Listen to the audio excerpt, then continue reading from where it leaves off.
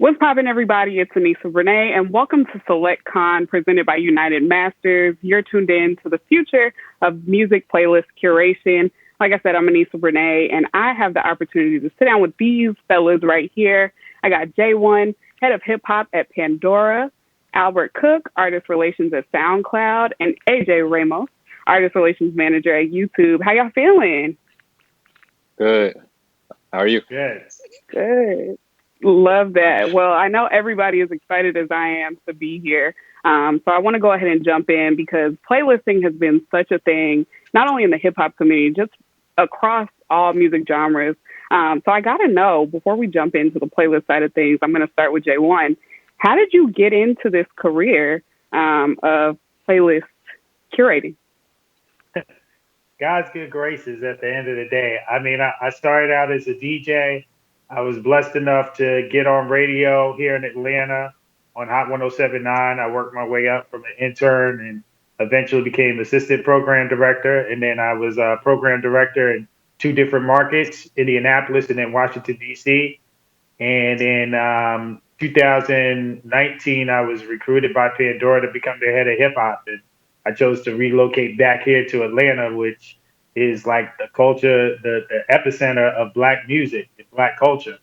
So that's how I got to where I'm at right now. Love that. Albert, I'm going to pass it to you. Yeah, so basically my journey started in grad school. So I graduated in 2009 from NYU's music business program. And through there, I was able to intern at different places. So my first internship was at Def Jam. Then I moved over to Warner Chappell as well as Atlantic Records.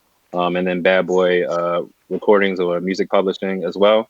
And then I broke back into the industry. I went home for a little bit, originally from Baltimore. Started working as a marketing assistant at Def Jam. Worked 3 years as a marketing assistant, moved up into a manager of artist development, which was kind of more so of touring logistics, moved on from there. And I wanted to start working with emerging artists. So I saw an opening for an artist relations manager at SoundCloud. And so I moved over to SoundCloud and basically I've been there and got promoted to senior manager recently. But typically that's how I got into it. Oh, all right, AJ. That's awesome.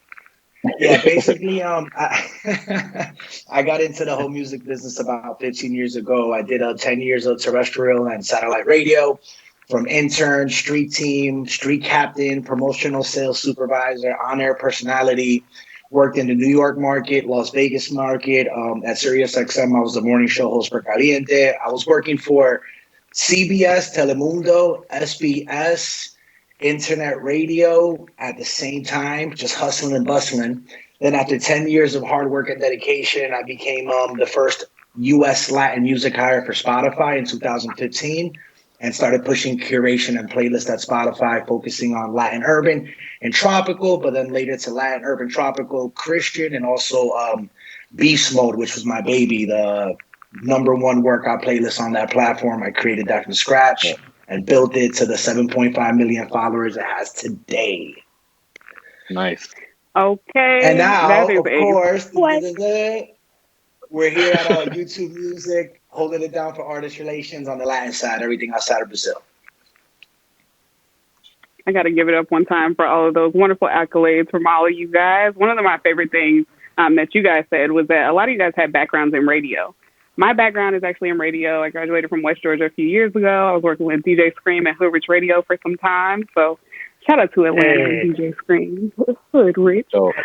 But I got to know, with all that work, with all that working that you guys have been doing behind the scenes for all these years, at this point, how do you start your day? Like, what does your average day consist of? And I know it's a lot of music, so give us the tea. AJ, I'm going to kick it off with you.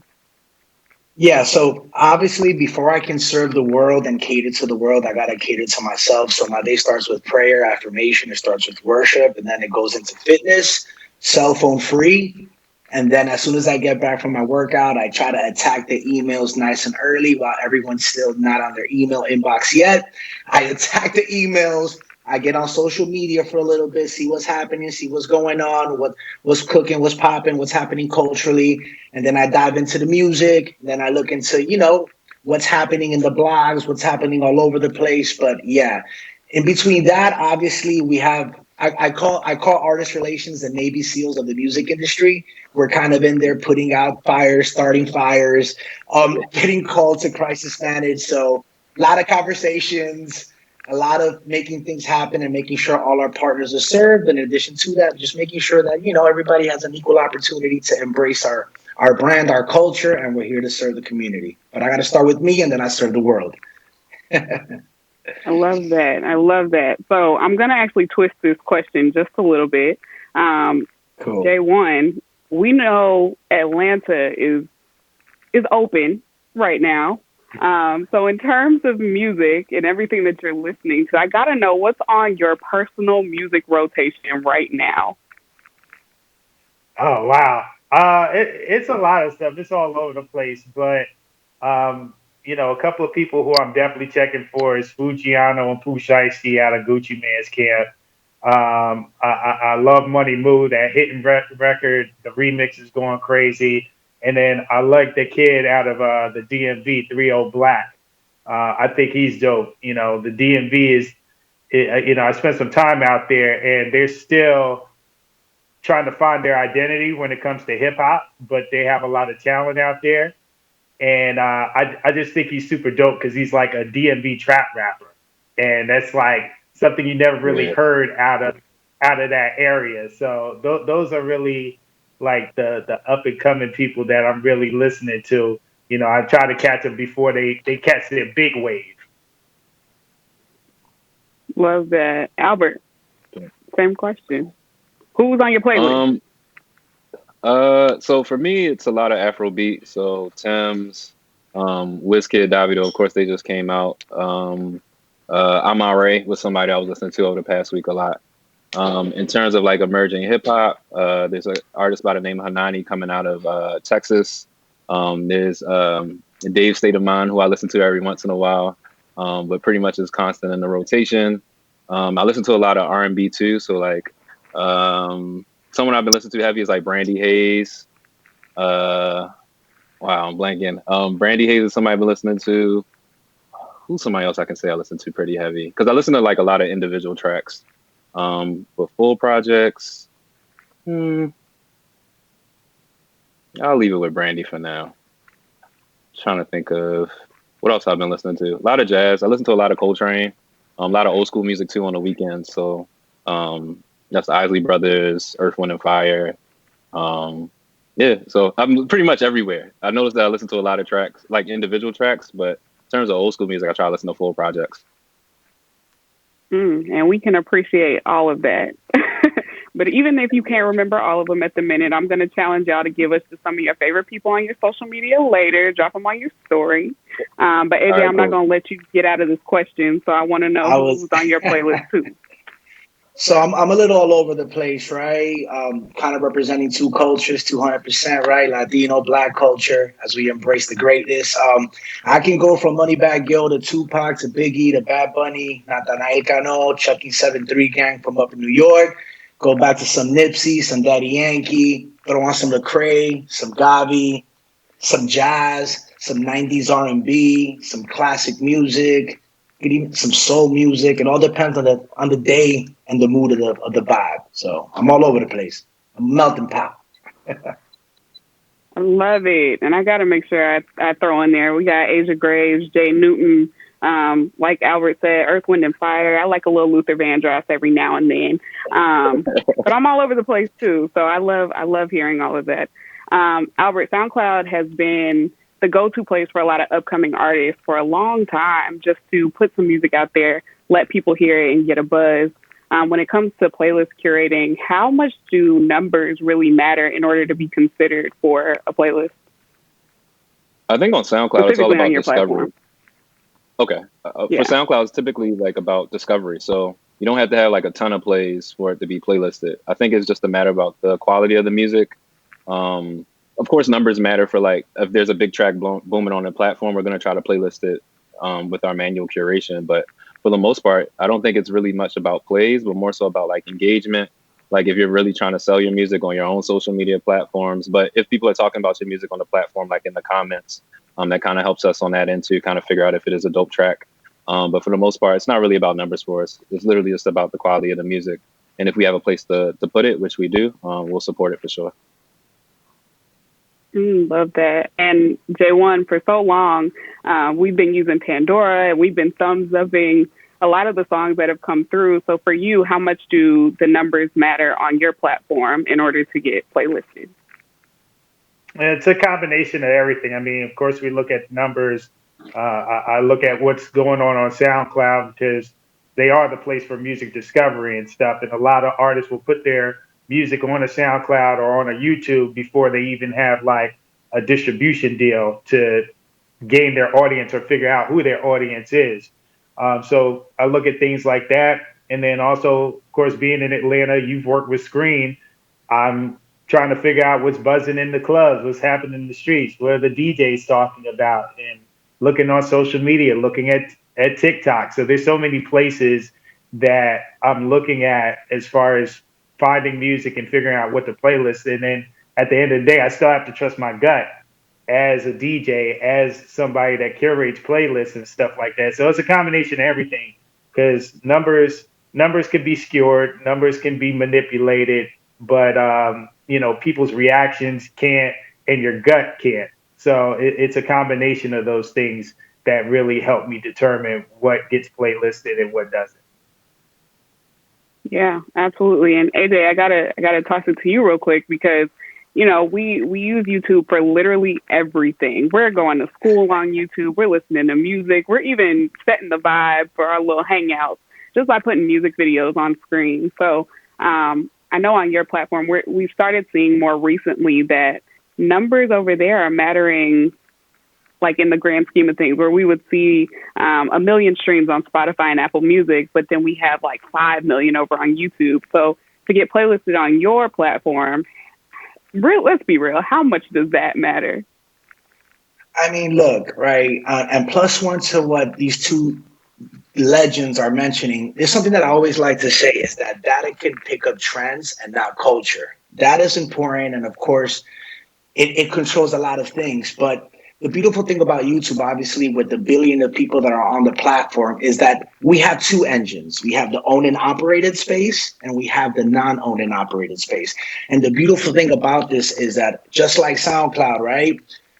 An artist up and coming, first thing they're doing is uploading to YouTube and checking what's happening, seeing how fans are engaging. But one thing that I like to look at coming from my programming days, I believe numbers are important, but it's also a vicious cycle, right? Because how can numbers grow if you're not given an opportunity?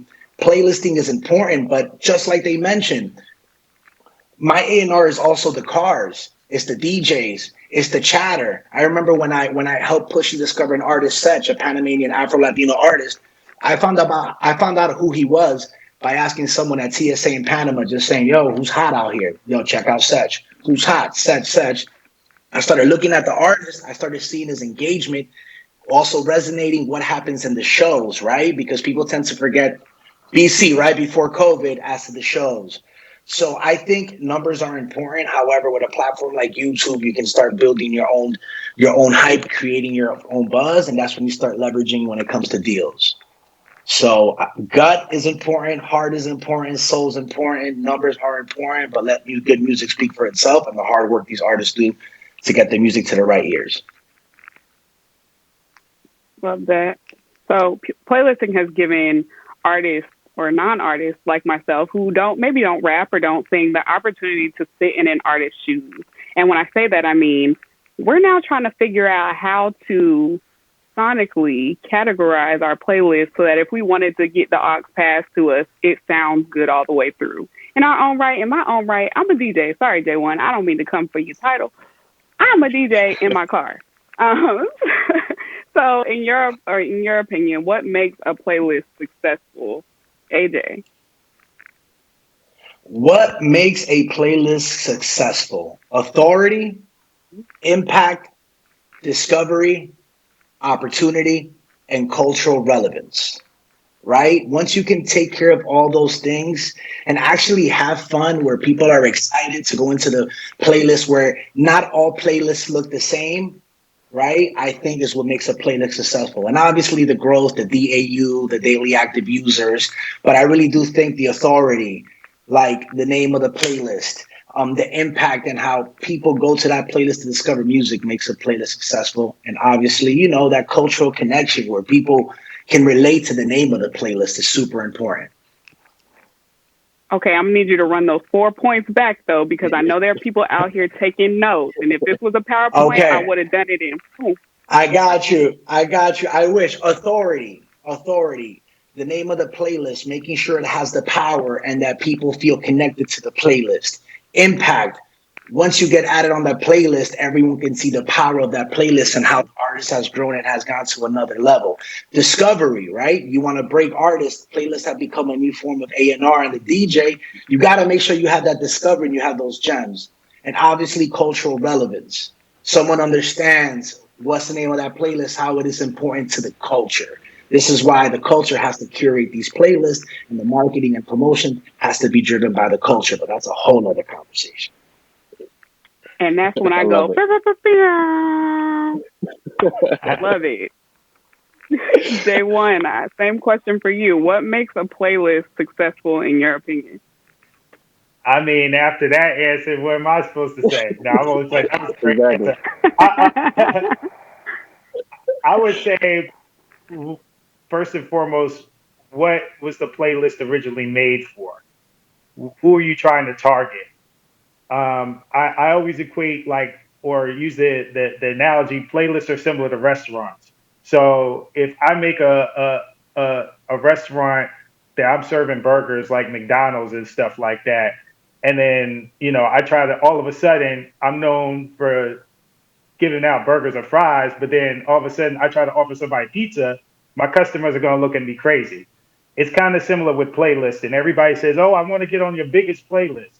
But if you're an up and coming artist, you're not ready for that. That might hurt you more than it can help you, because I might put you on that playlist, and like AJ said, if you don't have that impact on there or your analytics aren't good, you're going to get pulled off after a week or 2 weeks for something that's better, that's something that fits what that playlist was designed for. So there are a variety of playlists. There are playlists for music discovery. There are playlists for just the biggest hits are out there. There are playlists for like 90s hip hop and 80s hip hop and 2000s hip hop. A playlist could be whatever you want it to be. It just has to serve that purpose. So I think, what makes a playlist very successful is, okay, if I'm making a 90s playlist of 90s hip hop and R&B, I'm gonna hit on all those hits that take people somewhere, and then I think that's what makes it successful. And if you accomplish your goal, then people are gonna listen to it from start to finish. But if you're kind of all over the place with your playlist and saying, "Oh, I'm gonna make a hits playlist," but you have a whole bunch of new music on there, then your playlist isn't gonna be successful. So it really just comes down to what your playlist was meant for and who's your target audience for that playlist. That makes sense. And Dropping Albert, gems. damn, they're Word. coming. They're falling from the ceiling. I'm just trying to grab them. Gotta catch them all. Um, Albert, so it's a similar question, but I gotta know at this point, does length matter? Because we're seeing some people, they give us a little EP playlist, or we're going Chris Brown Indigo long playlist. So is there a happy medium? Do you prefer people to do a long playlist, or you just like to keep it short? It's an album. I mean, I think I would just like to be consistent. So if there's a certain metric in terms of every week, if a certain playlist has 30 tracks, I'm gonna look for 30 tracks every week.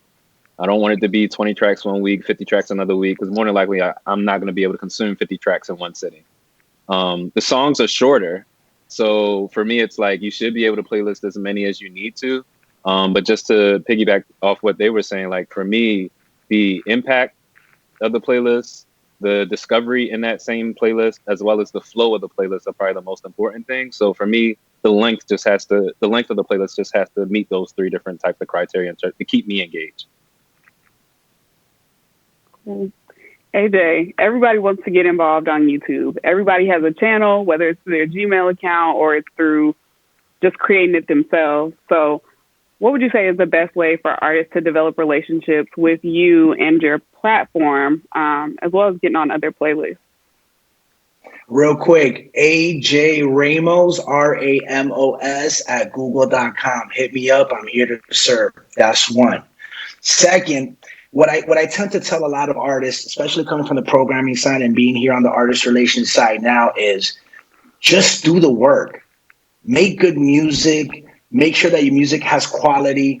Make sure that it's being handled in the right way. Do the work and the due diligence outside of the playlist, your PR, your brand. Just keep building and making that noise because believe me, correct me if I'm wrong, programmers. Last thing a programmer or curator wants is to be left out of a moment when an artist is buzzing without them. Playlists are powerful and they create super important impact. However, it's also made the artist a little lazy. They're like, all right, I'm on a playlist, I'm hot. No, let's hit the streets. Where's your PR? Where's your blog game? Where's your digital game? That's super important. In addition to that, artists, listen, everyone's on LinkedIn. Get on LinkedIn, see who these curators are. Go to their website, see who the IGs are for each brand, and start reaching out. You know, obviously, there's a difference between being hungry and thirsty.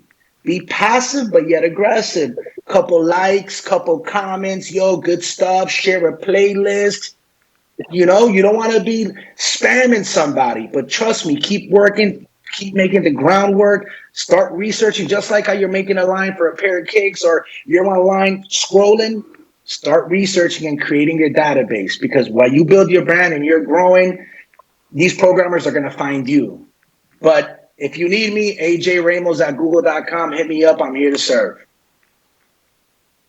And he dropped his Gmail twice.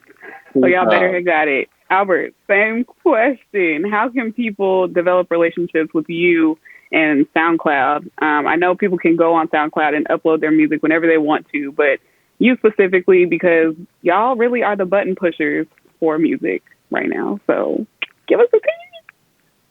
So I'm just going to drop my email. So it's AC at SoundCloud. Thanks, AJ, for the inspiration. So that's one way you can connect. Instagram is probably another way. I think AJ touched on a lot of points. I think doing all the research you can, whether it's LinkedIn, whether it's going to conferences and meeting people, whether it's like just scrolling the internet and figure out who works where, it's probably the easiest way for you to reach out to someone at any of our respective companies. In terms of SoundCloud, reaching out to someone who works on an artist relations team or anyone that works at SoundCloud, they'll loop you directly in with the music team and kind of set you up that way so that you'll find out all the things that we can do with your releases, as well as like how we can support you on the platform and give you tips on how to grow yourself in terms of your audience. So. Perfect. And J1, I've had the pleasure of sitting in on one of your conversations, specifically with DJ Scream and also Eric Bellinger. The two of them linked up. And so you have done a ton at Pandora. Yeah, you've done a ton at Pandora, and we appreciate you for those awesome opportunities to just sit down and hear what goes on behind the scenes. So for you, while I would also love if you so choose to give your information to the people, what does the future of playlist curation look like in your eyes? Sure. My email is jrayford, JRAIFORD at Pandora.com. I think the future of curation or playlisting, it's kind of happening right now. It's artists having their own tools and their own ways or platforms to get their music out there. I mean, AJ kind of touched on it as far as like artists doing the work. Each streaming platform has some sort of tools that artists can use to boost up their streams or get more visibility on the platform. Because you got to think about it, there's so many artists out there. There's no way that we could possibly playlist everybody. So I know, and AJ could probably speak on this better, but if you're an artist and you have like a song on YouTube, why aren't you running advertisements for your song? It's not really all that expensive, but it's a way to increase your audience and increase your views. SoundCloud has tools for artists. Pandora has tools for artists. Spotify, the list goes on. But again, it's about putting in the work. You could wait around all day for one of us to find you or playlist you, or you could take matters into your own hands and really use these tools. And these tools are only getting better as the technology gets more advanced and stuff like that. So I think you're going to see more of that, artists, taking advantage of these tools and really engaging with these DSPs. And for me, if you want to really get my attention and really get me to force my hand to playlist you, engage with my platform. Use the AMP tool that we offer. It's a free tool. Use Next Big Sound and tell me about your stats on Next Big Sound. And if you're able to do that, and I'm like, oh man, you already got traction. I haven't even playlisted you. I'm gonna have to. I'm gonna have to show you some love because not only are you putting up the numbers, but you're using my platform to do so. AJ, I kind of want to toss it to you because J1 said you could expound on that just a little bit more. But I have to say, I have sat in on a few YouTube conversations since I've been in quarantine. It's been about 8 months now. So I've been in on a few of them, and everybody keeps saying the same thing, similar to what J1 said, is that where you really win is investing in yourself through the advertisements. So everybody's so focused on, hey, where can I put my money? Hey, can I pay this person to play my song? Pay for an ad. Uh-oh. Thank you so much. I got excited. I pressed the mute button over here, but dropping gems. I think like Jay just mentioned, it's super important that you embrace and educate yourself with each platform and the ecosystem of each platform and the programmatic and promotional packages that each platform has and how each platform has its own digital marketing. It's super also important to understand how the playlist network or syndicate works for each platform. You pull up to someone on a DSP and you're fully absorbing everything that's happening on their platform. Like Jay mentioned, he's going to be like, all right, cool, bet. But on the YouTube side as well, once again, I mentioned this this metaphor that Leor Cohen used about the two engines, right? We have this. I feel that the future of playlisting is also where all you use right here are tastemakers, our brand ambassadors, our cultural curators. People are also interested in what you're listening to and what these blogs are listening to. And as I could imagine how the demand is on playlisting right now, it's crazy because it's a form of radio. I feel that the independent playlister and the world outside of the owned and operated, I call it the wild, wild west or the streets, independent playlisters or tastemakers or influencers are now the new digital street mixtape. So once again, it's also saying, yes, they're going to playlist you and program you, but you have to do that work outside of the owned and operated world. You can't just depend on that. And once again, I can only imagine the music that comes over to Pandora, that comes over to SoundCloud, and there's not enough hours in the days to consume all the music. So you have to make sure that you're doing the work as well. And I feel that one of the future of playlisting is more impact on the independent playlisters, branders, bloggers, tastemakers, athletes, people like yourselves that are here in this chat that can also drive impact, authority, cultural relevance, and discovery. So basically what I just heard is connect with your friends who are influencers. Just have them even listen to your song. I thought it was very interesting. Not that long ago, I was scrolling through some playlists and I came across an internet music playlist. And it was literally, y'all, I am a TikTok addict, okay?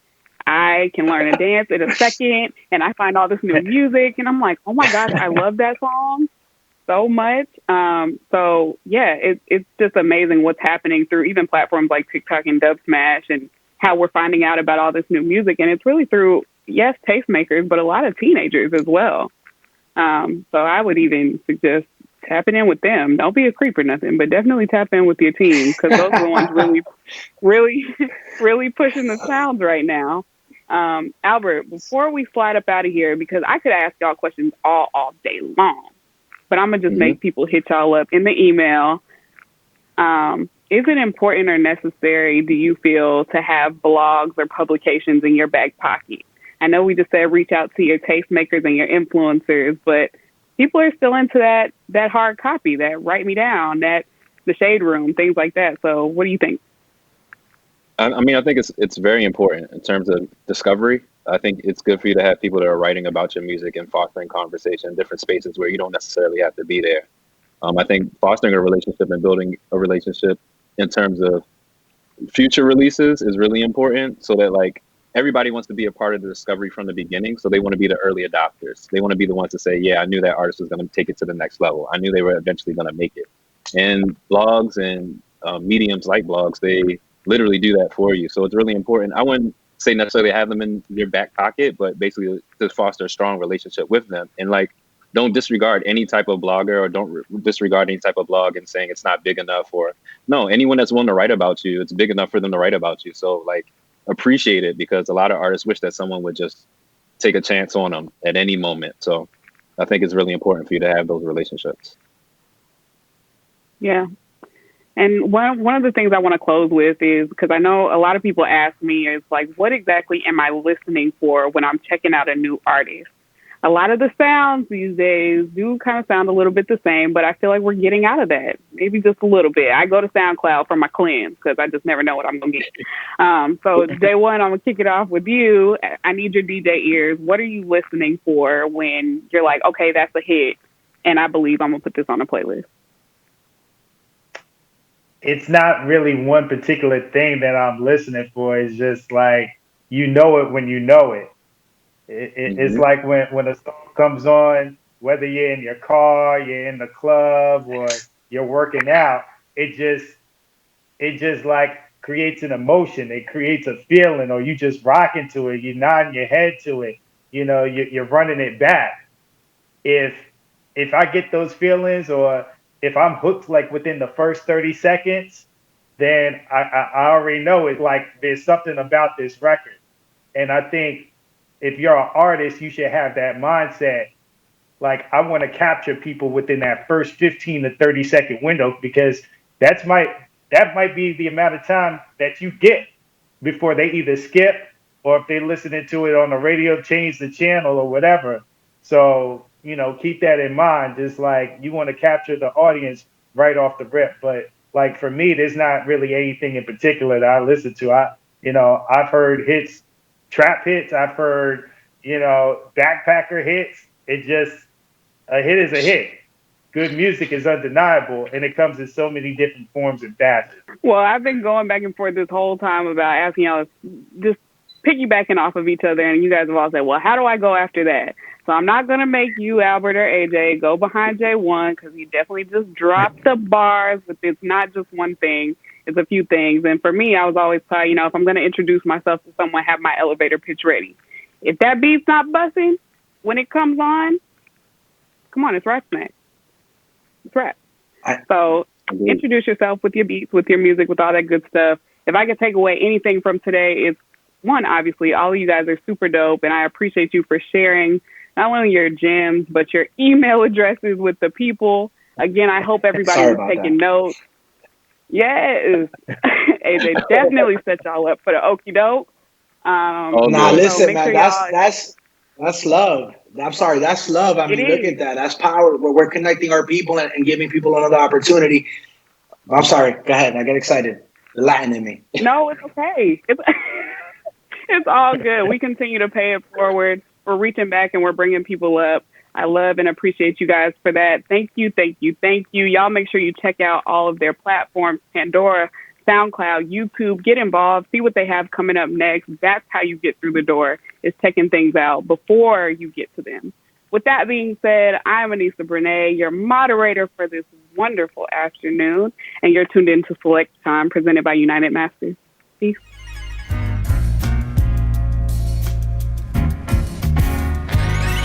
Yeah.